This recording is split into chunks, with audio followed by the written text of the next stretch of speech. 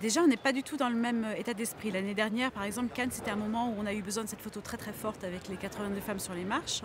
C'était un moment qui a été un moment assez joyeux d'ailleurs, parce que je crois qu'on s'est fait du bien à être ensemble. Il y avait quelque chose de doux et comme si tout d'un coup on s'est senti plus légitime et plus forte de le dire ensemble. Et entre-temps, on s'est mis au travail. Donc c'est vrai que cette charte, elle a été signée il y a un an à Cannes, avec la première signature par les sélections du Festival de Cannes, Thierry Frémaux étant le premier d'entre eux. Entre-temps, ça nous a permis de faire un tour du monde des festivals. Donc on est en train de publier, d'étudier les chiffres qu'ils nous ont donnés aussi. Et du coup, ça a permis à tous ces festivals déjà d'avoir un débat chez eux, de réfléchir à comment ils embrassaient la parité, comment ils exposaient les films, est-ce qu'il y avait des mesures, des distorsions auxquelles ils n'avaient pas prêté attention. Et rien que de se poser la question, déjà on n'est plus du tout dans le même monde.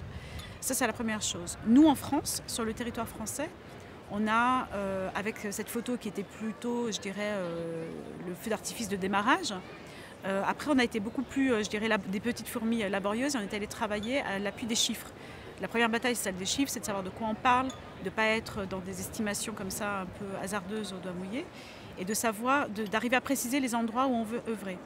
Et on a vu qu'il y a quand même un renouvellement des talents, il y a un renouvellement des techniciennes, il y a beaucoup de filles qui sont dans les écoles de cinéma, et on voit malgré tout qu'il y a des distorsions dans les carrières, entre le nombre de films réalisés dans un même temps, les salaires qu'elles perçoivent et le nombre de films réalisés par des femmes.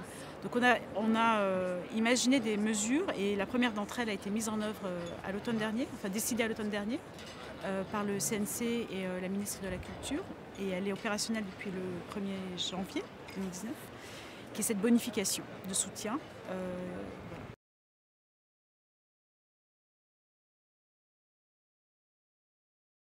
Oui, penser la parité, c'est penser les rapports de force, le rapport de pouvoir, le rapport au pouvoir. Dès qu'on parle d'un rapport au pouvoir, on réfléchit à qui est dominant et qui est dominé. Donc se poser cette question, forcément, on ne peut pas s'arrêter au rapport homme-femme. On est d'accord que c'est à peu près 50% de la population qui sont des hommes, 50% qui sont des femmes. Mais c'est aussi d'aller regarder un petit peu dans les autres segments de la population. Et en fait, la diversité, il y a une phrase qui a été dite, je ne sais plus qui est très belle, qui est de dire la diversité, c'est faire rentrer, s'inquiéter de la diversité, c'est de s'inquiéter de faire rentrer les gens divers dans la pièce. L'inclusion, c'est de danser avec eux. Voilà, donc je pense que ce sera plus joyeux et plus beau si on arrive à danser avec tout le monde et que ça s'inscrit dans la même pensée de la question du rapport au pouvoir et rapport à la domination.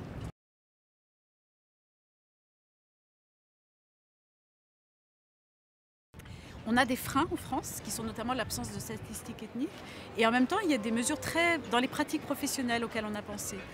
On s'est dit, un exemple tout bête, quand vous postez une annonce pour un rôle, un boulanger de quartier, un homme, visage pas connu, de 40 à 45 ans, je crois que le présupposé, c'est que l'homme va être blanc.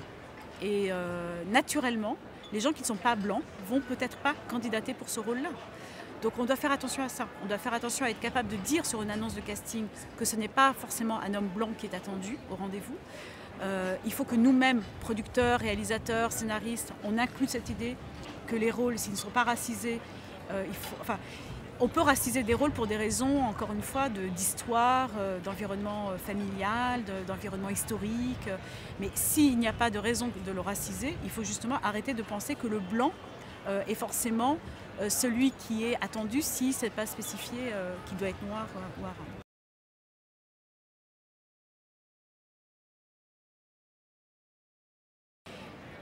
C'est bizarre, je crois que c'est les deux faces de la même pièce. C'est-à-dire que d'un côté, il y a casser les stéréotypes et de l'autre côté, il y a prendre conscience. Et je pense que quand on prend conscience, on a déjà commencé à casser les stéréotypes parce que je crois que personne n'a vraiment envie de vivre dans un monde où personne n'a vraiment envie de s'ennuyer tout seul dans sa chambre en fait. Je crois qu'on a tous envie de danser avec tout le monde.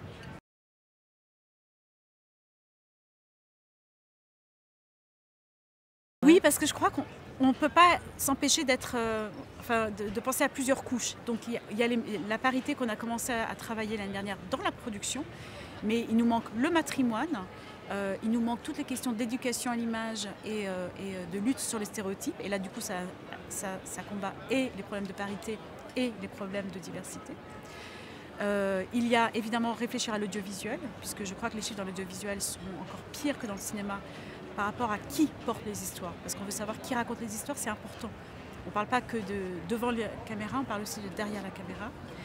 Et dans le cinéma, on a eu les mesures de production, mais on veut évidemment aussi se poser les questions de distribution et d'exploitation, puisque si les films existent et qu'elles ne sont pas montrées, je ne sais pas à quoi ça sert.